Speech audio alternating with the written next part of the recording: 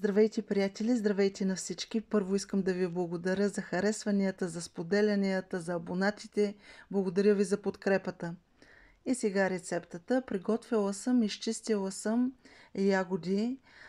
Много хубава, много лесна и много вкусна лятна рецепта. Тази рецепта почти не отнема никакво време, така че можете да я пробвате, да я тествате. Аз ще я сложа в описание. Зачиствам си добре ягодите. Приготвила съм заквасена сметана и цедено домашно кисело мляко и български хубав, много хубав мед.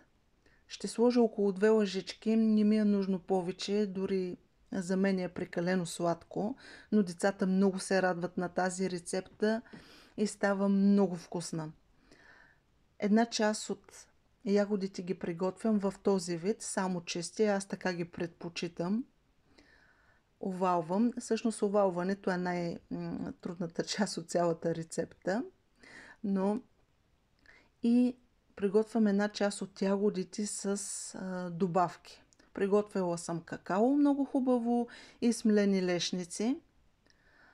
Поръсвам, приготвила съм си и клечки. Това е едната част. И после с цеденото мляко ще добавя какаото и лешници и стават едни шоколадови прекрасни ягоди. Ако искате, само охлаждате 20-30 минутки в фризера.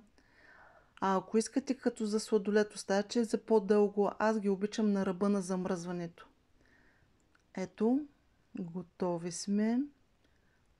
Вече можете да се поиграете и повече и да заглаждате, но аз много ценя времето и да ви е сладко.